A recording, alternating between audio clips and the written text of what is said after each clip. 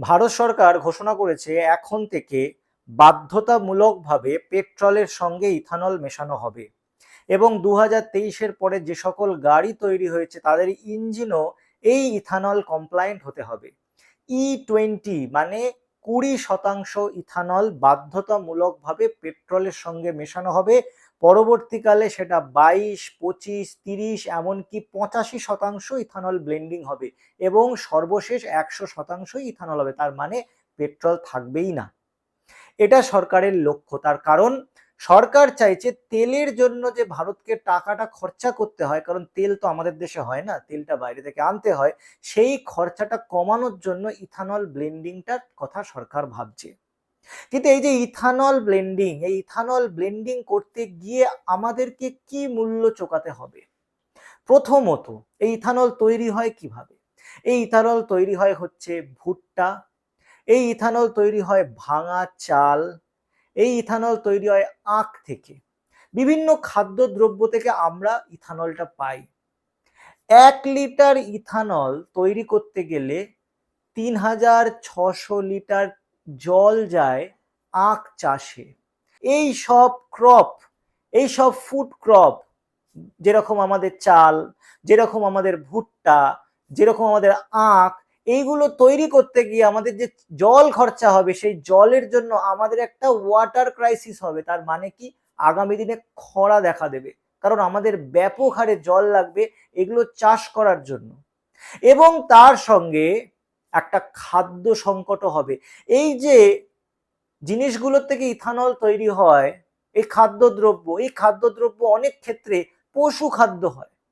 তো পশু খাদ্যের জন্য যে আমরা ব্যবহার করি খাদ্যদ্রব্যগুলো এবং আমরা যেগুলো নিজেরাও খাই, সেইগুলো চলে যাচ্ছে ইথানল প্রোডাকশনে। তাহলে আমার পশু খাদ্য, তার দাম বেড়ে যাচ্ছে এবং তার সঙ্গে আমার কেমিক্যাল ফার্টিলাইজারের জন্য আমার আমদানির বিল বেড়ে যাচ্ছে এবং তার সঙ্গে আমার জলের সংকট তৈরি হচ্ছে। ডিরেক্ট এই তিনটে সংকট ভারতের দিকে এগিয়ে আসছে যদি ইথানল ব্লেন্ডিং এ সরকার যেভাবে ইথানলকে প্রায়োরিটি দিয়েছে। তার সঙ্গে যেটা দেখা যাচ্ছে, আমরা ইথানল এই জিনিসটা বেশ কয়েক বছর ধরে চলছে, ইতিমধ্যেই ব্যবহৃত হচ্ছে। যে জিনিসটা সবচেয়ে বেশি দেখা দিচ্ছে সেটা হচ্ছে গাড়ির মাইলেজ ব্যাপক কমে গেছে।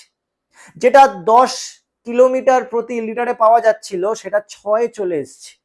তার মানে কি?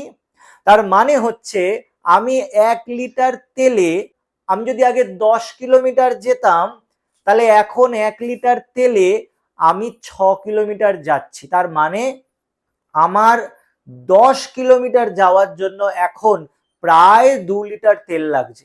তো আমি 20% ইথানল মিশিয়ে যে 20% আমি তেল সাশ্রয় করলাম, আমার তো 10 কিলোমিটার যাওয়ার জন্য প্রায় 2 লিটার তেল লাগলো। দিনের শেষে কি তেল কোনো সাশ্রয় হলো? তেল কিন্তু সাশ্রয় হলো না। তার কারণ প্রতি কিলোমিটারে আগে আমার যত তেল লাগছিল, এখন প্রতি কিলোমিটারে তার প্রায় ডবল তেল লাগছে। তো আমার ওই 20% ব্লেন্ডিং এর জন্য দিনের শেষে আমি যদি হিসাব করি, আমার পেট্রোলে কিন্তু কোনো রকমের ঘাটতি হচ্ছে না, সেই একই পেট্রোল লাগছে। মাঝখান থেকে ইথানল প্রোডাকশনের জন্য এই তিনটে সংকট যেগুলো বললাম, জলের ক্রাইসিস, ফার্টিলাইজার আমদানি এবং তার সঙ্গে ফুড ক্রাইসিস, এই তিনটে কিন্তু আসছে। এবং তার সঙ্গে আরেকটা জিনিস দেখা যাচ্ছে, সেটা হচ্ছে গাড়ির মেনটেনেন্স।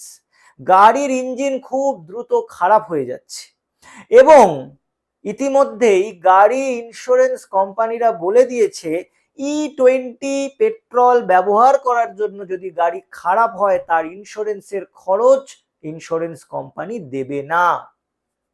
তাহলে বুঝে গেলেন, সরকার এই যে প্রকল্প নিয়ে নেমেছে, সরকার তার ব্লুপ্রিন্ট, তার প্ল্যানিং কতটা করেছে, কতটা ভারতবর্ষ এই মুহূর্তে ইনফ্রাস্ট্রাকচার ওয়াইজ এই E20, E30, E85, E100 এর জন্য কতটা তারা প্রস্তুত।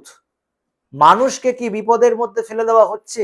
ট্রান্সপোর্ট ইন্ডাস্ট্রি কি বিপদের মধ্যে ফেলে দেওয়া হচ্ছে? পৃথিবীতে আমাদেরই পাশের দেশ চীন, যেই দেশের জনসংখ্যা প্রায় আমাদেরই মতো, তারা কি ইথানলের দিকে ঝুঁকছে? তাদেরও তো খাদ্যশস্য যথেষ্ট প্রোডাকশন হয়, তারা কেন ইথানলের দিকে যাচ্ছে না? তারা যাচ্ছে ইলেকট্রিক গাড়ির দিকে, তারা যাচ্ছে ব্যাটারির দিকে। আমরা কেন ব্যাটারির দিকে যেতে পারছি না? আমাদের কি ব্যাটারি তৈরি করার রসদ ভারতে নেই? যথেষ্ট আছে। আমাদের যেটা নেই সেটা হচ্ছে যে রেয়ার আর্থ এলিমেন্ট গুলোকে যে ফ্যাক্টরিতে আমরা পিউরিফাই করে তৈরি করি ব্যাটারির জন্য, সেইটা আমাদের নেই। চায়নায় কিভাবে আছে? চায়না এই জিনিসগুলোকে বিগত 10-15 বছর ধরে তৈরি করেছে। আমরা এই 2023-24-এ এসে আমরা আমাদের ঘুম থেকে উঠেছি, বাস্তব পৃথিবীটাকে চিনতে শিখেছি।